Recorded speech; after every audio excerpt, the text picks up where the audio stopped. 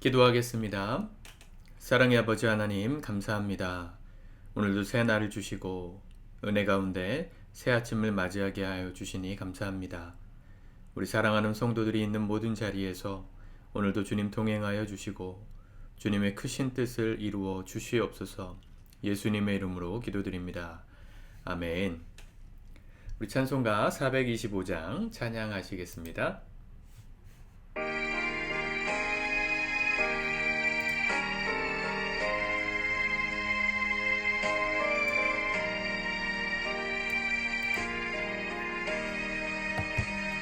주님의 뜻을 이루소서. 고요한 중에 기다리니 진흙과 같은 날 빚으사 주님의 형상 만드소서. 주님의 뜻을 이루소서.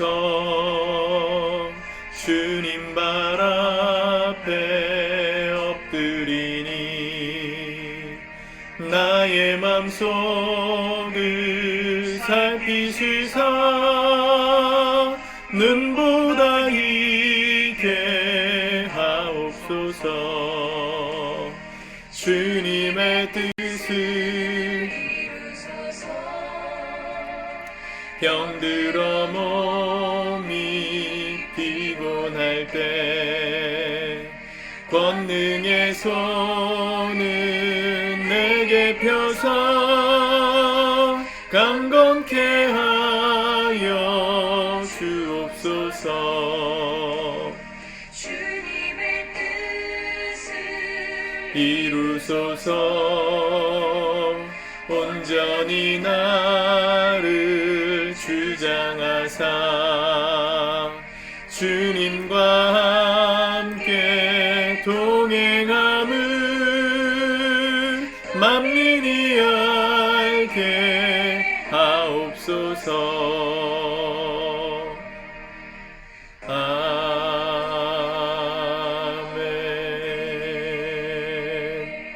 아멘. 아멘.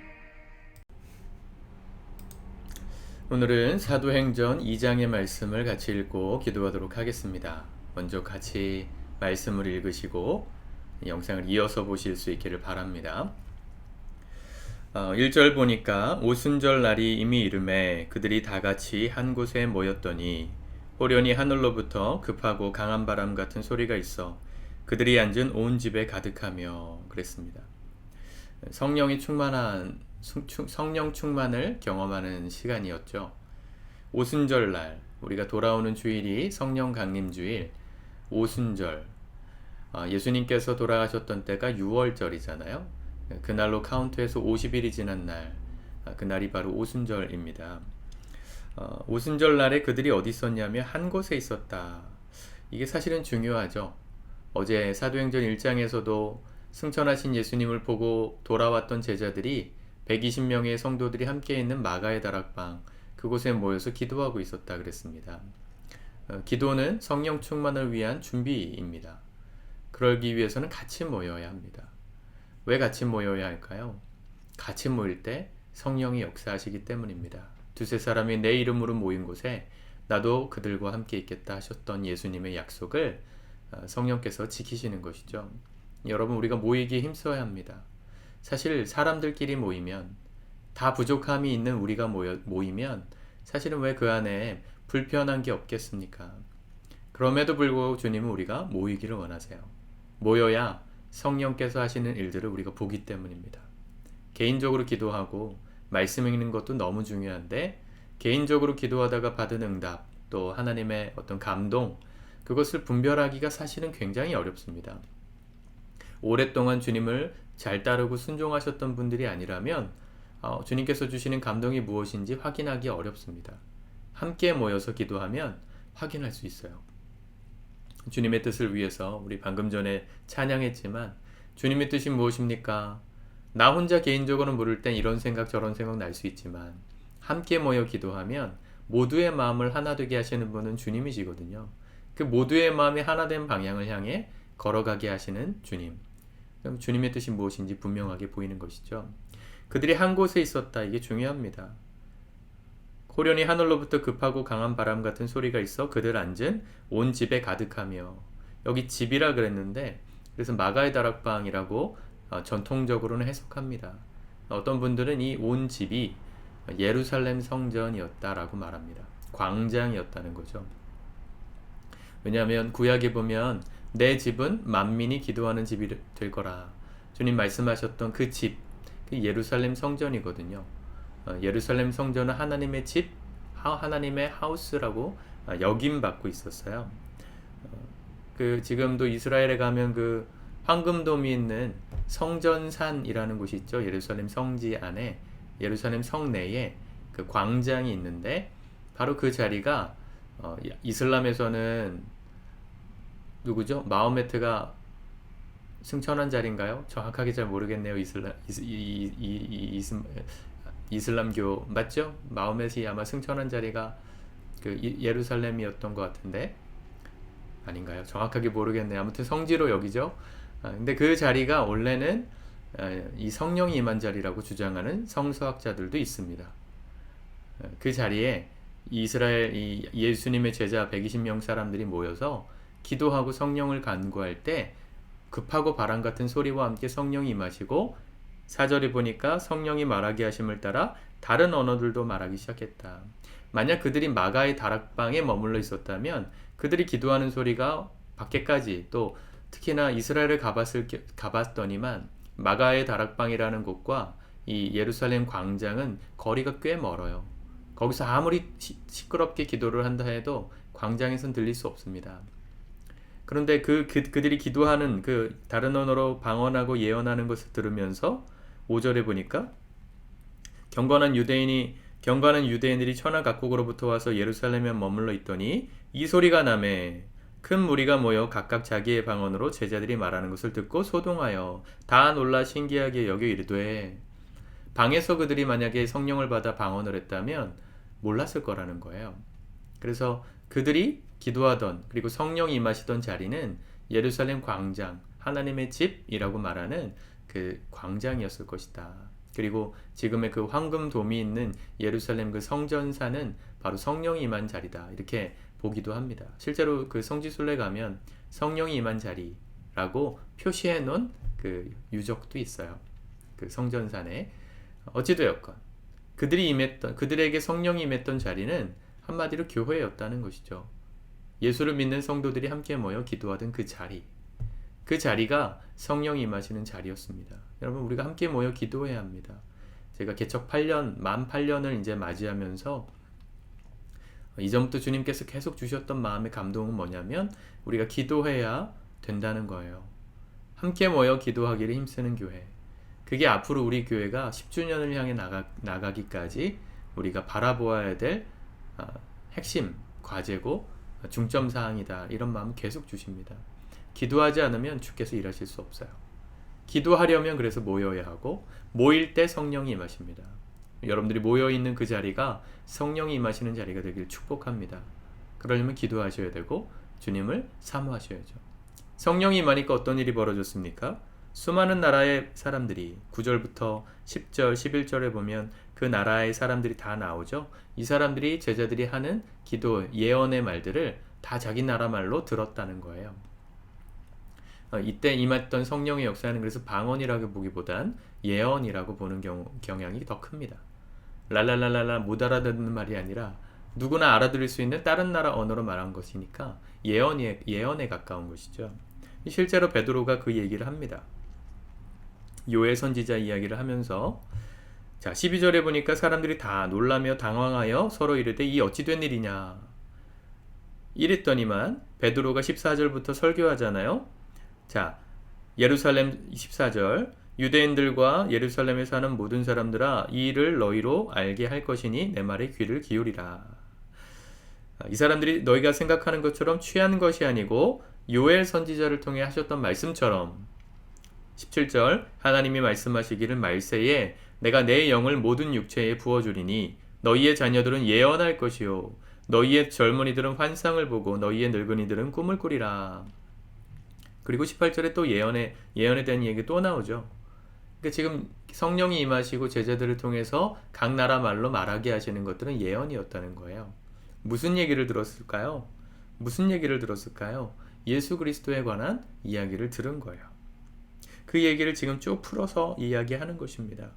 22절부터 보니까 하나님께서 나사렛 예수로 큰 권능과 기사와 표적을 너희 가운데서 베푸사 너희 앞에서 그를 증언하셨느니라 하면서 예수께서 십자가에서 죽으시고 부활하신 그 사건이 단순히 그냥 기적이고 이적이고 그냥 어쩌다 일어난 일이 아니라 구약부터 예언했던, 특별히 이스라엘 백성들이 가장 존경했던 다윗 왕 때부터 그의 시를 통해 고백하고 예언했던, 예언적인 시편을 통해서 증언했던, 암시했던 그 일들을 하나님께서 이루신 것이다.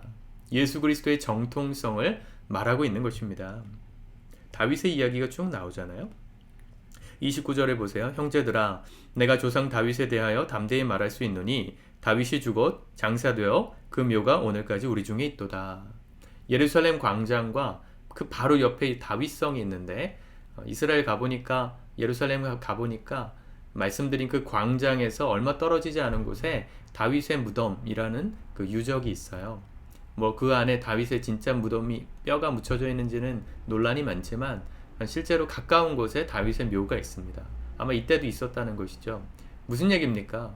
예수 그리스도께서 십자가에서 죽으시고 부활하셔서 우리를 구원하실 구세주가 되신다는 하나님 나라가 시작되게 하신 이 놀라운 역사는 단순히 제자들과 사도들이 만들어낸 거짓말이 아니라 구약시대 때부터 주님께서 예정하셨던 일이 드디어 완성된 것이다. 이걸 설명하고 있는 것입니다. 제자들도 몰랐고 아마 기도하던 120명의 성도들도 몰랐을 건데 그걸 깨닫게 하신 분이 누구세요? 성령이시라는 겁니다. 복음이 깨달아지고 그것이 나와 상관 있는 이야기라는 게 믿어지게 하시는 분 성령입니다. 도대체 이 복음을 어떻게 믿어야 될지 모르겠습니다. 아무리 믿으려고 해도 믿어지지 않아요 라고 생각하고 고민하시는 분들을 많이 만나뵀는데 그들 안에 기도가 시작되고 성령이 조명케 하시면, 역사하시면 깨달아지고 믿어지는 것, 그게 믿음의 역사입니다. 32절 이 예수를 하나님이 살리신지라 우리가 다 이 일의 증인이로다. 아멘. 주님께서 오늘 우리 삶 가운데 이 복음이 확증되게 하시는 역사는 성령을 통해 일어나는 것입니다. 그래서 우리가 기도해야 합니다. 기도할 때 성령이 임하고 성령이 우리 안에 강하게 역사하실 때 이 복음이 믿어지는 거예요. 예수가 나를 위해서 십자가에서 죽으시고 부활하심으로 내 죄를 사하시고 하나님 나라 백성 삼으셔서 이 땅에 하나님의 나라가 이제 시작되도록 이미 역사하셨구나. 우리가 하나님 나라의 역사에 참여한 사람이 되었구나. 이걸 깨닫게 하시는 분이 성령이세요. 그래서 우리가 기도해야 합니다. 모이기를 힘써야 합니다. 그래야 우리를 통해 수많은 사람들이 이 복음을 들을 수 있어요. 어제도 말씀드렸지만 성령 충만의 이유는 뭐예요? 나만 예수 믿고 거듭나서 잘 되고 천국 가는 거 아니고요. 나를 통해 그 일을 아직도 못 들은 사람들에게 증언하고 증인 삼기 위하여 우리에게 성령을 부어주시는 것입니다. 41절 그 말을 받은 사람들은 침례를 받음에 이날에 신도의 수가 3,000이나 더하더라. 이 말을 들은 사람들이 어떻게 했습니까? 뭐라고 그랬습니까? 37절 이 말을 듣고 마음에 찔려 베드로와 다른 사도들에게 물어 이르되 형제들아 우리가 어찌할꼬. 성령 받은 사람이 복음을 전하니까 듣는 사람들의 마음에도 성령이 역사하셔서 우리가 어떻게 해야 됩니까? 이 죄를 어떻게 해야 됩니까? 우리가 어떻게 거듭날 수 있습니까? 막 간절한 마음으로 답을 구하는 사람들이 되었죠. 여러분, 우리를 통해 그런 역사가 지금도 이어져 가야 합니다. 그게 우리를 먼저 부르신 이유예요. 그러려면 모이기를 힘쓰십시오. 오늘 모여 계신 분들도 계시죠? 오늘 한 목장에서 1박 2일 MT를 가셨는데 제가 오늘 꼭 영상을 같이 보면서 예배드리라고 말씀을 드렸습니다. 그냥 뭐 하나의 그냥 행사고 어떤 지나가는 순서 중에 하나가 아니라 이 시간을 통해서 성령이 우리 모인 자리에 함께 하시고 계십니다. 여러분들의 마음에 성령이 역사하십니다. 이유는 우리로 하여금 복음을 더 선명하게 깨닫고 우리를 통해 또 다른 누군가에게 복음이 흘러가는 역사가 이어질 수 있도록 우리를 사용하시기 위하여 오늘도 성령이 우리가 모인 자리에 임하시는 것입니다. 예배를 마무리하면서 뜨겁게 기도하십시오. 그리고 기도하는 가운데 성령이 각자에게 주시는 마음대로 순종하십시오. 주께서 우리를 통해 또 다른 수많은 사람들, 오늘 3,000명이나 주님께 돌아왔던 그런 역사처럼 우리를 통해 한 사람이라도 주님께 돌아오는 이 놀라운 축복이 이어져 갈 수 있기를 우리 주님의 이름으로 축복합니다. 나눌 얘기가 너무 많지만 나중에 우리 사도행전 강해할 때 더 자세하게 다루겠습니다. 기도하겠습니다. 하나님 감사합니다. 오늘도 말씀하시고 우리에게 도전하시니 감사합니다. 우리가 주님의 이름으로 모여 기도하게 하여 주옵소서. 뜨겁게 주를 사모하여 성령 충만을 누리게 하여 주소서. 성령께서 우리에게 오심으로 복음이 선명하게 깨달아지고 이 복음으로 나만 잘되고 구원받는 게 아니라 우리를 통해 수많은 영혼들을 건지실 하나님 나라의 계획이 우리를 통해 이루어지는 역사를 볼 수 있도록 축복하여 주시옵소서. 오늘 타지에 나가 있는 우리 성도들을 지켜주시고 그들의 삶 가운데 동행하여 주시고 안전하게 귀가할 수 있도록 은혜 베풀어 주시옵소서. 예수 그리스도의 이름으로 기도드립니다. 아멘.